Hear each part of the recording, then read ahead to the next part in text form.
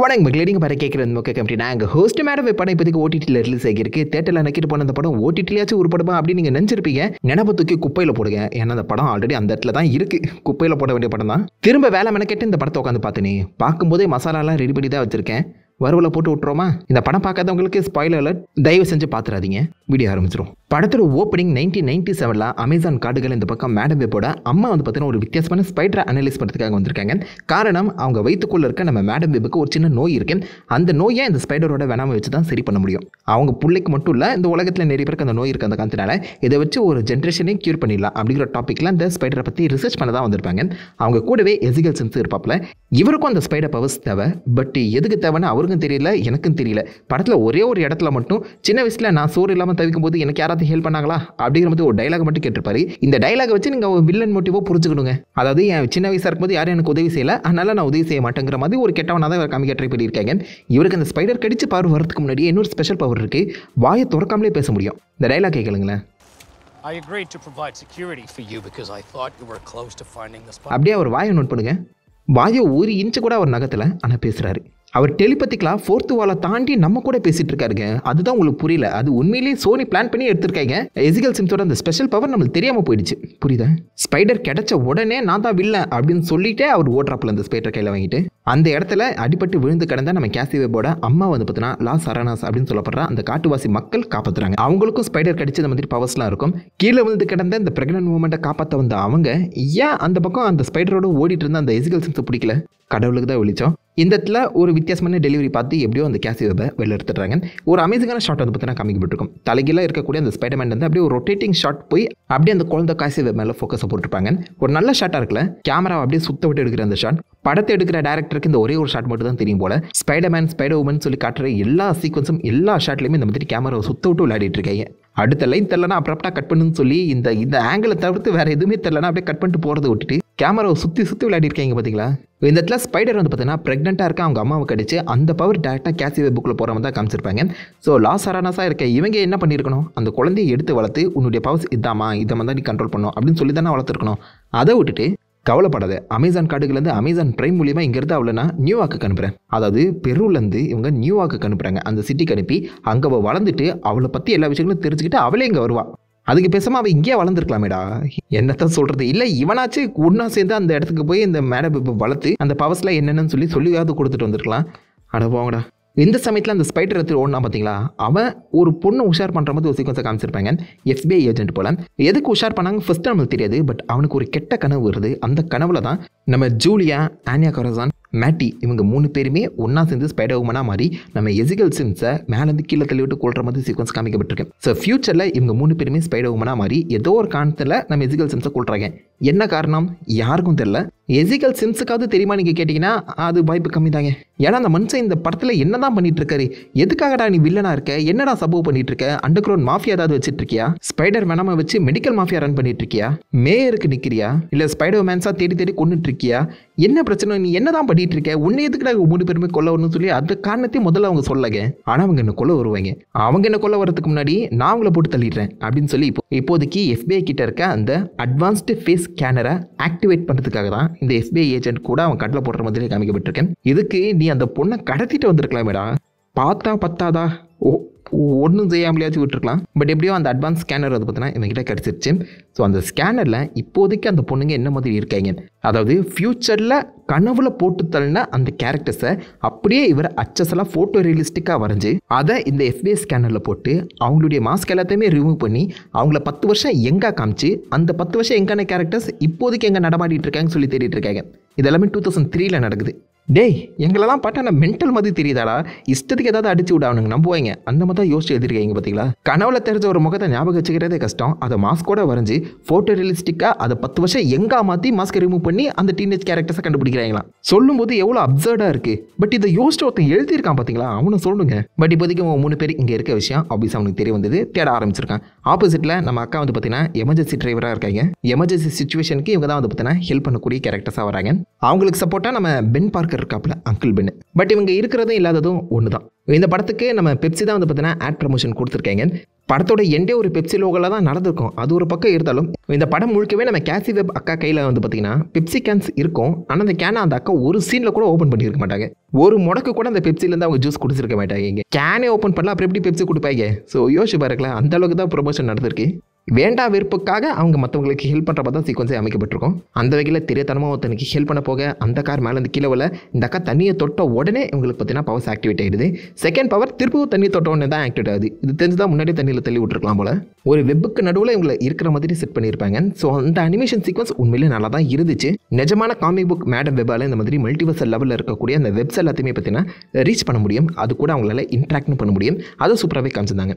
இப்போதைக்கு கேசி வெப்பால் ஃபியூச்சரை பார்க்க முடியும் அப்படிங்கிற மாதிரி ஒரு புது பவர் கிடைச்சிருக்கு. அந்த வகையில் அது என்ன மாதிரி ஒர்க் ஆகுதுன்னு சொல்லி பார்த்தீங்கன்னா சில இடங்களில் டெஸ்ட் பண்ணிட்டு இருப்பாங்க. முக்கியமாக பீட்டர் பார்க்கறோட அந்த பேபி ஷவருக்கு போயிருப்பாங்க. அங்கே ஃபன் நடந்துட்டு இருக்கும். அங்கே இருக்க நம்ம மேரியெல்லாம் எதுக்கு இந்த படத்தில் கேஸ் பண்ணாங்கன்னு சுத்தமாக தெரியல. பட் எனிவேஸ் அடுத்த நாள் ஒரு ஆக்சிடென்ட் நடந்துடும். அந்த ஆக்சிடென்ட்ல தன்னுடைய கோவர்க்கர் இறக்குற மாதிரி அவள் கண் முன்னாடியே பார்ப்பான். அவனை என்னதான் வார்ன் பண்ண போயிருந்தாலும் அவனுக்கு ஆக்சிடென்ட் ஆகிறவா தான் காமிக்கப்பட்டிருக்கும். பட் யோசிச்சு பாருங்களேன், இந்த டக்கோட்டா வார்ன் பண்ணாமல் சும்மா அமைதியாக இருந்ததுதானா இவர் பாட்டுக்கு காரத்து கிளம்பி போயிருப்பாரு. அந்த ஆக்சிடென்ட் மிஸ் ஆகியிருக்கும். ஸோ கேசி வெப் தான் ஆக்சுவலாக அந்த ஆக்சிடென்ட் நடக்கிறதுக்கே காரணமாக இருந்திருக்கா. டெக்னிக்கலாக அந்த போலீஸ் ஆஃபீஸரை ஸ்லோ டவுன் பண்ணி அந்த காரை ஸ்லோவாக எடுக்க வச்சு ஆக்சிடென்ட் நடக்க காரணமாகவே இருந்திருக்கா. இதை சொன்னால் நம்மளை பைத்தியக்காரன் பையங்க. எப்படி ஒரு நாள் ட்ரெயினில் போகும்போது அந்த இடத்துல தான் அந்த 3 கேரக்டர் ஒன்றா மீட் பண்ணுறாங்க. அந்த 3 பேரையுமே கொல்றதுக்கு ஒருத்தன் வந்துட்டு இருக்கான். அவங்ககிட்ட இவனை காப்பாற்றணும் அப்படின்னு சொல்லி அந்த ஃபியூச்சர் பார்க்குறத ஐடியாவை வச்சு இவங்க 3 பேருமே காப்பாற்றி வெளில வந்துடுறாங்க. உள்ள இருக்க எசிகல் சிம்ஸ் கசாண்ட்ரா வெப்பை பார்த்துடுறான். அப்படியே வெளில வந்து சண்டை போடாமல் சட்டை போட்டு மாஸ்க் சூட்லாம் போட்டுக்கிட்டு வந்து சண்டை போடுறான்னு பாருங்களேன். அவன் போலீஸை போட்டு பொழக்கிற அதே சமயத்தில் இவங்க 4 பேரும் ஒரு டாக்ஸி எடுத்து அங்கேருந்து கிளம்பி போயிடுறாங்க. ஸோ இந்த மாதிரி ஒருத்தர் நம்மளை துரத்திட்டு இருக்கான். சேஃபான ஒரு இடத்துக்கு போகணுன்னா எங்கே போக முடியும்? ஒன்று போலீஸ் ஸ்டேஷனுக்கு தான். நான் உங்களை கடத்தில் இவங்க 3 பேருமே கொல்றதுக்கு ஒருத்த வந்துட்டு இருக்கேன் அப்படின்னு சொல்லி டேரெக்டாக போலீஸ்கிட்ட போய் சரண்டர் ஆகிறது தானே மற்றவங்க எல்லாருமே நார்மலாக பண்ணுறது. ஆப்வியஸாக அந்த சமயத்தில் ரேடியோவில் வந்து பார்த்தீங்கன்னா 30 வயசு ஒரு பொண்ணு இந்த மாதிரி 3 பசங்களை கடத்திட்டு போயிட்டு இருக்கா அப்படிங்கிற மாதிரி பேசிட்டு இருந்தாலும் டெக்னிக்கலாக அவங்க 4 பேருக்குமே தெரியும் யாருமே இங்கே கடத்தப்படல. ஸோ அப்படி இருக்கும்போது போலீஸ் ஸ்டேஷனுக்கு போய் நான் உங்களை கடத்தலை அப்படின்னு சொல்லி அவங்க 3 பேருமே அக்செப்ட் பண்ணுற மாதிரி இவன் ஒருத்த கொலை வந்துட்டு இருக்கான் அப்படிங்கிறத ஓப்பனாக சொல்லியிருந்தாங்கன்னா சிம்பிளாக வேலை முடிச்சிருக்காது. பட் நம்ம அக்கா எப்படி தெரியுமா யோசிக்கிறாங்க, தக்காளி இவங்க 3 பேருமே சிட்டிக்குள்ளே இருந்தால் தானடா நீ கண்டுபிடிப்பேன், இங்கே சிட்டி கவுட்டராக கொண்டு போய் காட்டுக்குள்ளே ஒழிச்சு வைக்கிறான் பாரு அப்படின்னு சொல்லி இவங்க 3 பேருமே ஆள் அடையாளமிட்ட ஒரு காட்டுக்குள்ளே கொண்டு போய் இறக்கி விட்டுட்டு வரான். டெக்னிக்கலாக அந்த கதை படி பார்க்கும்போது இவங்க 3 பேருமே டீனேஜர்ஸுங்க, புரியுதா, அண்டர் 18. ஸோ இவங்க 3 பேரையுமே கொண்டு போய் காட்டுக்குள்ளே தனியாக இறக்கி விட்டுட்டு வந்திருக்கானா. நம்ம அக்காவோட மூளையை மட்டும் நீங்கள் யோசிச்சு பாருங்க. சாப்பாடு இல்லை, தண்ணி இல்லை, சாப்பாடு தண்ணி எதுவுமே இல்லாமல் 3 மணி நேரம் நீங்கள் இங்கேயே குப்பை கொட்டுங்க, நான் திரும்ப வந்துடுறேன் அப்படின்னு சொல்லி அவங்கள தனியாக விட்டுட்டு கார் எடுத்து கிளம்பி போயிடுறாங்க.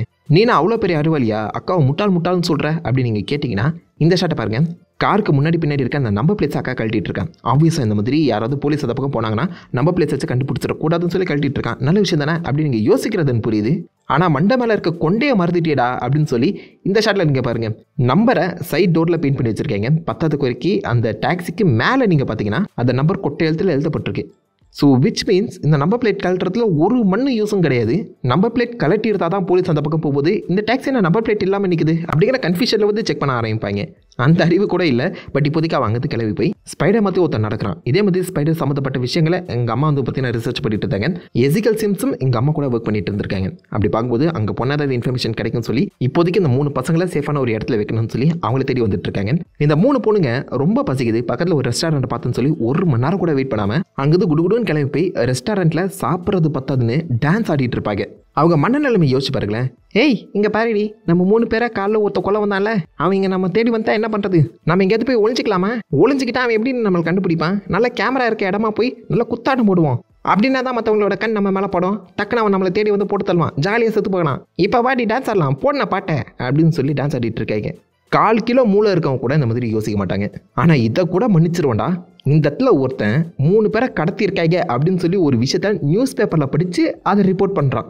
எப்படி இந்த சம்பவம் நடந்த 2 மணி நேரம் கிட்ட தாண்டா ஆகியிருக்கும். அதுவும் இவனுங்க இப்போதைக்கு சிட்டிக்கு அவுட்டருக்கு வந்திருக்காங்க. சிட்டியில் நடந்த ஒரு விஷயத்த உடனே பேப்பர் நியூஸுக்கு அனுப்பி அந்த நியூஸ் பேப்பர் சம்மந்தப்பட்டவங்க இதை ஹெட்லைனாக போட்டு அந்த ஹெட்லைன் போடப்பட்ட நியூஸு இப்போ சிட்டி அவுட்டருக்கே வந்துருச்சு. இது ஒரு மெயிலாவோ இல்லை ரேடியோலையோ இல்லை டிவிலையோ காமிச்சிருந்தா கூட ஓகேங்க. ஆனால் இவளுங்களே இப்போ தான் இங்கே வந்திருக்காங்க. ஆனால் இவளுகளை பற்றின நியூஸ் ஆல்ரெடி பேப்பரில் எழுதப்பட்டு பிரிண்ட் பண்ணப்பட்டு பிரிண்ட் பண்ண பேப்பரே இங்கே டெலிவரி ஆகிருக்கு. அதாவது ரைட்டரை பொறுத்த வரைக்கும் படம் பார்க்குறவங்களாம் கேன பசங்க, புரியுது. நம்ம மேடம் பேபாக்காவுக்கு இப்போ தான் இவங்க 3 பேருமே இருக்க விஷயம் ஞாபகம் வருது போல். திரும்பவும் கார் எடுத்து கிளம்பி வரும்போது ஆப்வியஸாக அந்த இடத்துல ஒரு மிகப்பெரிய சண்டை கிக் ஆஃப் ஆக போதுங்கிற ஒரு விஷயம் அவங்களுக்கு முன்னோக்கியே தெரிய வர, இவன் ஃப்ரெண்ட் ஒரு வழியாக தானே முன்னாடி வருவான், அந்த ஃப்ரெண்ட் ஒரு வழியாக நம்ம கார் எடுத்துகிட்டு போய் சொறி விட்டா அந்த பைபிளை சாவடிச்சிடலாம் அப்படிங்கிற டாப்பிக்கில் மேடம் பேபாக்கா வந்து பார்த்தீங்கன்னா காரோட அந்த பைபிளையை ஏற்றிட்டு 3 பேருமே காப்பாற்றிட்டாங்க, கிளம்பி போயிடுறாங்க. 2வது முறையாக எசிகல் சிம்ஸ் மேடம் பேபோட அந்த முகத்தை பார்க்குறான். ஃபர்ஸ்ட்டு ட்ரெயினில் பார்த்தா, இப்போதைக்கு டேரெக்டாக ஃபேஸ் டு ஃபேஸ் இந்த இடத்துல பார்க்குறான். அதை தொடர்ந்து அக்கா வந்து பார்த்தீங்கன்னா பென் கிட்ட, அங்கிள் பென் கிட்ட உங்கள் 3 பேருமே ஒப்படைச்சிட்டு உங்களை பத்திரமா பார்த்துக்க, நான் பட்டுன்னு பெரு பக்கம் போயிட்டு வந்துடுறேன். அதாவது பக்கத்து தெருவில் இருக்க மாதிரி இவங்க பெருக்கு போயிட்டு வராங்க. அமேசான் காடுகளுக்கு இவங்க அமெரிக்கா நியூயார்க் சிட்டிலேருந்து கிளம்பி போகிறாங்க. அதுவும் கண்டிப்பாக ஃப்ளைட்டில் தானே போய் ஆகணும். ஃப்ளைட்டில் போகணுன்னா கண்டிப்பாக அங்கே இருக்க கேமராஸ் அண்ட் இவங்க டிக்கெட் புக் பண்ணது, டிக்கெட்டை கொண்டு போய் காமிச்சது, போர்டிங் பண்ணது, செக்கிங் பண்ணது சொல்லி எல்லா ரெக்கார்ட்ஸுமே இருக்க தானே செய்யும். இந்த எசிகல் சிம்ஸ் மண்டையை கனவுல பார்த்து அந்த 3 பொண்ணுங்களோட முகத்தை வரைய தெரிஞ்சவனுக்கு 2 முறை நேரில் அதுவும் சண்டை போட்டு அந்த பொண்ணுங்களை காப்பாற்றுன்னு அந்த கேசாண்ட்ரா வெப்போட முகத்தை பார்த்துருக்கான். அந்த முகம் எங்கே இருக்கு, இவன் எங்கே போயிட்டு இருக்கா, யார் இவ அப்படின்னு சொல்லி ரிசர்ச் பண்ணவே தோல்லையா. அதுவும் கேசாண்ட்ரா வெப்னு இவளுக்கு ஒரு கட்டத்தில் தெரிஞ்சே போயிடும், எசிகல் சிம்ஸுக்கு தெரிஞ்சே போயிடும். அப்படி இருந்தும் இவனுடைய அம்மா தானே நான் கொன்னோம், இவன் இங்கே எங்கே இருக்கா அப்படின்னு சொல்லி அவன் தேட கூட யோசிக்கலையா. இந்த ஏர்போர்ட்டில் ஆப்வியஸாக அந்த கேம்ப் சம்மந்தப்பட்ட எந்த ஒரு விஷயங்களும் ரெக்கார்ட்ஸும் இவங்களுக்கு தென்படவே இல்லையா. அது சரி, வில்லனே ஒரு முட்டா பீஸ் தானே, அப்புறம் நான் அவன் யோசிச்சானே இல்லையான்னு பார்க்குறது. இன்ஸ்டண்ட்டாக அக்கா வந்து பார்த்தீங்கன்னா அங்கேருந்து கிளம்பி பெருக்கு போயிடுறாங்க. அமேசான் காடுகளில் இவங்க அந்த இடத்த பர்ஃபெக்டாக அவங்க அம்மா எங்கே இருந்தாங்களோ அந்த இடத்த தேடி கண்டுபிடிச்சிடுறாங்க. அதுக்கு என்ன தெரியுமா க்ளூ, அவங்க கையில் வச்சிருக்க அந்த ஃபோட்டோவில் என்ன இருக்குன்னு பார்த்தீங்களா, மரத்தோட தடி. அமேசான் காடுகளில் மரமாக நிறைஞ்சிட்டு இருக்க அந்த காடுகளில் கிட்டத்தட்ட ஒரு 30 வருஷம் கழிச்சு இந்த மரத்தை அவங்க தேடி கண்டுபிடிச்சிட்டாங்க. அந்த இடத்துக்கு ஒன்றும் ஆகலை, அந்த மரத்துக்கு ஒன்றும் ஆகலை, இவங்க கண்டுபிடிச்சிட்டாங்க. அதுவும் காட்டுக்குள்ளே மரத்தை தேடி கண்டுபிடிச்சிட்டாங்க. அதானே அந்த இடத்துல அவங்க அம்மாவை பிரசவம் பார்த்த அந்த பைபிளை வந்து பார்த்தீங்கன்னா, நீ வருவேன்னு எனக்கு தெரியும், அதனால தான் காத்துட்ருக்கேன், வா உன்னை திரும்ப தண்ணிக்குள்ளே தள்ளி விட்றேன் அப்படின்னு சொல்லி நமக்கு தெரிஞ்ச விஷயங்களை திரும்ப நம்மகிட்ட சொல்லிட்டு இருக்காங்க. 2 மணி நேரம் படத்தை எப்படி ஓட்டுறது உங்களுக்கு தெரில. அதனால் ஃபஸ்ட்டு 15 மினிட்ஸில் என்னென்ன சீக்வன்ஸ்லாம் வந்துச்சோ அதை திரும்பவும் இந்த அக்காவுக்கு சொல்லு, அந்த அக்காவுக்கு அது எல்லாமே தெரியட்டும் அப்படின்ற மாதிரி கதை எழுதியிருக்கான். கரெக்டு தானே ப்ரோ, அவங்க அக்காவுக்கு தெரிய வேணாமா, அந்த கதை சொல்லி தானே ஆகணும் அப்படின்னு நீங்கள் யோசிக்கிறதுன்னு புரியுது. பட் டெக்னிக்கலாக அந்த படம் ஆடியன்ஸ்க்காக எடுக்கப்படுறதுங்க. ஆடியன்ஸ் 2 முறை ஒரே சீக்வன்ஸை திரும்ப ரெப்பிட்டேட்டிவ் மோடில் பார்க்க முடியுமா? அதுக்கு பேசாமல் அங்கே என்ன பண்ணியிருக்கணும், சிம்பிளான ஒரு எடிட் தான். ஃபஸ்ட்டு 15 மினிட்ஸை கட் பண்ணி அதை இந்த அக்காவுக்கு கதையாக சொல்கிறா பார்த்திக்கலாம், இந்த சீக்வன்ஸில் ப்ளேஸ் பண்ணியிருக்கணும். எனக்கு படம் எடுக்கலாம் தெரியாதுங்க, ஆனால் ஏகப்பட்ட படங்கள் பார்த்துருக்கேன்.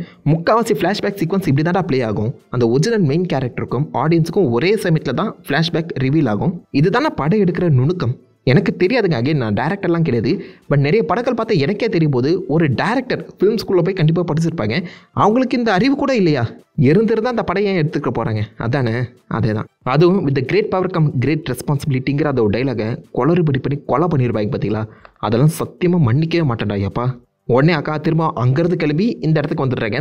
இந்த இடத்துல நம்ம மேரி பார்க்கறதுக்கு பிரசவ வலி வந்திருக்கும். ஸோ உடனே மேரி வந்து ஹாஸ்பிட்டல் கூட்டு போகணும். இவங்க 3 பேருமே பாதுகாப்பாகவும் வச்சிருக்கணும். அப்போ மண்டியில் 1/4 கிலோ மூளை இருக்கவங்க கூட என்ன யோசிச்சிருப்பான், மேரி பார்க்கற நான் ஹாஸ்பிட்டல் கூட்டு போகிறேன், நீங்கள் இந்த 3 பேரும் ஏதாவது ஒரு ரூமாக பார்த்து நல்லா இறுக்கி பூட்டிட்டு கட்டில் போய் ஒழிச்சிக்கங்க, நான் திரும்ப வர வரைக்கும் கதவு மட்டும் திறந்துடாதீங்க அப்படிங்கிற மாதிரி தான் சொல்லிட்டு போகணும்.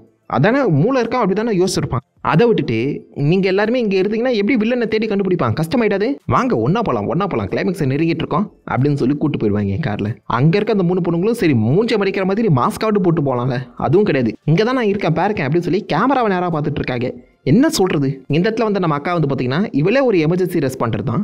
எமர்ஜென்சி ரெஸ்பாண்ட் பண்ணிட்டு இருந்த ஒரு ஆம்புலன்ஸை களவான்ட்டு போயிருப்பான். அந்த ஆம்புலன்ஸ் அங்கே யாராவது ஒருத்தனை காப்பாற்ற தானே வந்திருக்கும். அப்போ அங்கே காப்பாற்றப்பட வேண்டியவன் செத்து போயிருக்க மாட்டான். இதெல்லாம் நம்ம அங்கேயே யோசிக்க போகிறோம்னு சொல்லி ரைட் பண்ணியிருக்காங்க பார்த்தீங்களா. இதை தாண்டி மழு மட்டையே ஒரு சீன் எடுத்திருப்பாங்க. இப்போ எசிகல் சிம்ஸுக்கு வந்து பார்த்தீங்கன்னா இவங்க 3 பேருமே இருக்க அந்த கார் வந்து தெரிய வந்துருச்சு. இவங்க 3 பேர் இருக்க அந்த காருக்குள்ளே ஒரு வெடிக்கூட்டை போட்டு மொத்தமாக கதம் பண்ணிடலாங்கிற ஒரு பிளானில் வந்து நிற்கிறான். இந்த சமயத்தில் நம்ம அக்கா ஒரு பக்கமான பிளான் பண்ணியிருப்பாங்க பாருங்க. இதுக்கு முன்னாடி ரெஸ்டாரண்ட்டில் எப்படி காரை வச்சு அவனை ஏற்றணுமோ அதே மாதிரி ஆம்புலன்ஸை சாதாரணமாக ஏற்றக்கூடாது, பக்கத்தில் 2வது ஃப்ளோர்லேருந்து அப்படியே எகிரி குதிச்சு ஏற்றுறோம், அந்த பைபிளை இதோட செத்து போயிடணும் அப்படிங்கிற டாப்பிக்கில் அந்த காரை ஆம்புலன்ஸை அதிவேகத்தில் அந்த 2nd ஃப்ளோர்லேருந்து ஏற்றுறாங்க. ஸோ நீங்கள் திரும்பி பார்க்கும்போது உங்களை நோக்கி ஒரு ஆம்புலன்ஸ் வருது, என்ன பண்ணுவீங்க? அகெயின் மூளை இருக்கவன் அந்த ஆம்புலன்ஸ்க்கு அடியில் போய் தப்பிக்கணும் தானே ட்ரை பண்ணுவான். இந்த ஷார்ட் அடிக்க பாருங்கள், அந்த ambulance Isaac Newton of the gravity force படி இங்கே நிற்கிறான்ல இந்த முட்டா பீஸு, இவன் சும்மா அந்த இடத்துல உட்காந்துருந்தா கூட, சம்மனை போட்டு உட்காந்துருந்தா கூட ஆம்புலன்ஸ் அவனை தாண்டி போய் பின்னாடி விழுந்திருக்கும். இல்லை இன்னும் கொஞ்சம் சேஃபாக இருக்கணும் அப்படின்னு நினச்சிட்டு இருந்தானா அந்த ஆம்புலன்ஸுக்கு முன்னாடி, அதாவது ஆம்புலன்ஸ் அங்கேருந்து வந்துட்டு இருக்கு, நம்ம கொஞ்சம் முன்னாடி போயிடுவோம், நம்மளை தாண்டி போயிட்டோம் அப்படிங்கிற மாதிரி தான் யோசிச்சிருப்பான். ஆனால் அந்த லூசு பீஸு ஆஹா ஸ்கிரிப்ட் படி அந்த ஆம்புலன்ஸ் நம்மளுமே ஏற்றணுமே, அக்காவுக்கு வண்டியை ஓட்டத்தில் இந்த வராங்கக்கா நான் அப்படின்னு சொல்லி அவனே ஆம்புலன்ஸ் முன்னாடி எகிரி குதிக்கிறாங்க. என்னடா இது சீனு என்னன்றா யோசிச்சுலாம் எடுத்தீங்க. சீன் எடுத்தவன கூட மன்னிச்சிடலாம், எடிட் பண்ணா பார்த்தீங்களா ஒருத்தன், இந்த ஷாட்டை என்ன தைரியத்தில் அவன் படத்தில் வச்சான். திரும்பவும் சொல்கிறேன், எசிகல் சிம்ஸ் அந்த வில்லனுக்கு ஒரு துளி அளவு கூட மூளை இல்லை. அடுத்த ஃபைட் வந்து பார்த்தீங்கன்னா பெப்சி கோலான்னு சொல்லப்படுற அந்த இடத்துல தான் நடக்குது. அந்த இடத்துல நம்ம அக்காவுக்கு ஆப்வியஸாக with great power come great ரெஸ்பான்சிபிலிட்டிங்கிற ஒரு விஷயம் புரிஞ்சு ஆஸ்ட்ரல் ஃபார்மை அன்லாக் பண்ணிடுவாங்க. இந்த ஒரு பவர் காமி புக்கில் மேடம் வெப்புக்கு கிடையவே கிடையாது. இது ஒரு புது பவரே கிடையாது. இது மற்றவங்க எவனோ செஞ்ச ஒரு தவறு. இது மல்டிபிள் டைம் லைன்ஸில் போய் இவங்களை காப்பாற்றுற மாதிரி ஒரு சீக்வன்ஸ் எழுதியிருக்காங்க. அது ஹவு டஸ் இட் ஒர்க் சுத்தமாக ஐடியாவில். பட் எசிகல் சிம்ஸ் கனவு கண்ட மாதிரியே இவனும் மேலே கீழே வந்து செத்து போயிடுறான். பட் அந்த கேப்பில் நம்ம மேடம் வெப்போட கண்ணில் வந்து பார்த்தீங்கன்னா ஒரு ராக்கெட் பட்டுது. ஸோ அவங்களுக்கு கண்ணு தெரியாமல் போயிடுது. ஸோ மேடம் வெப்புக்கு இப்படி கண்ணு தெரியாமல் போச்சுங்கிறத ஒரு கதை மாதிரி கொடுத்துருக்காங்க. இந்த இடத்துல ஆப்வியஸாக சிபிஆர் கொடுக்குற மாதிரி சீக்வன்ஸ் அமைக்கப்பட்டிருக்கும். இதுக்கு முன்னாடி சிபிஆர் எப்படி பண்ணுறதுன்னு சொல்லி நம்ம மேடம் வெப் வந்து பார்த்தீங்கன்னா மற்ற 3 பேருக்குமே சொல்லி கொடுக்குற மாதிரி சீக்வன்ஸ் இருக்கும்போது உங்களுக்கு புரிஞ்சிருக்கணும் இந்த மாதிரி ஒரு சம்பவம் நடக்க போகுதுன்னு. ஃபோர் ஷாடோவிங். ஆமாம். அதுக்கப்புறம் அவங்க 3 பேருமே பார்த்தீங்கன்னா அவங்க அப்பா அம்மா இருக்க விஷயத்தை எல்லாத்தையுமே கம்ப்ளீட்டாக மறந்துட்டு நம்ம மேடம் வெப் கூட வந்து செட்டில் ஆகிடுவாங்க. மேடம் வெப்பால் இப்போதைக்கு நடக்க முடியாது, கண்ணும் தெரியாது. பட் ஃபியூச்சரை பார்க்க முடியும். அதுக்கேற்ற மாதிரி ஃபியூச்சரில் இவங்க 3 பேரும் சூப்பர் ஹீரோவாக இருக்கிறதையுமே தாண்டி மேடம் வெப் அக்காவும் சூப்பர் ஹீரோ சூட் போட்டு இந்த டீலக்ஸ் பஸ்ஸுக்கு கண்ணாடி மாதிரி ஒரு பெரிய கண்ணாடியை போட்டு சூப்பர் ஹீரோ போஸ் கொடுங்க. அதோட அந்த படம் முடியுதுங்க. என்னடா சூட் இது, என்ன சூட் டிசைன்ரா இது மேடம் வெப்புக்கு? இந்த சூட் டிசைனை பார்த்துமாக்கா இந்த படத்தில் நீ நடிக்க ஒத்துக்கிட்ட டாக்கா. அதுவும் அந்த கண்ணாடி இருக்கடா கண்ணாடி. அட போங்கடா. இதை தாண்டி படத்தை நோண்டி பார்த்தீங்கன்னா ஏகப்பட்ட சம்பவம் சிக்கும். பட் போதும்யா, இதுக்கப்புறம் இந்த படத்தை பற்றி பேசுகிற தாட்டே வரல எனக்கு. இந்த படத்தை பார்த்துறாதீங்க. ஒரு மண்ணும் கிடையாது, ஒரு துளி ஒரு மண்ணு கூட கிடையாது. ஸ்பைடர்மேனுங்கிற வார்த்தையை கூட சொல்ல மாட்டாங்க. ஸ்பைடர் பீப்புள்னு சொல்லி சமாளிப்பாங்க. ஸ்பைடர்மேனே இல்லாத ஸ்பைடர் படங்கள் எடுக்கிறேன்னு சொல்லி என்னடா காமெடி பண்ணிட்டு இருக்கீங்க? இதெல்லாம் பார்த்துட்டு அப்புறம் வேணாம் திரி மேலே இருக்க நம்பிக்கையே போயிடுச்சு. பட் டாம் ஹார்டி இருக்காப்புல, அவருக்காக நினச்சி செக் பண்ணி பார்ப்போம். ஸோ இந்த படத்தை பற்றி நீங்கள் என்ன நினைக்கிறீங்க? எத்தனை பேர் இந்த படத்தை தேட்டரில் பார்த்தீங்கன்னு சொல்லி மறக்கவே எல்லா தாட்ஸுமே கீழே காம் பண்ணிட்டு அந்த லைக் பண்ண தட்டி விடுங்க. நான் உங்களை நல்ல ராசமான விடையிலுமே பற்றி எழுதிருக்கும். Have fun guys. வட்டா.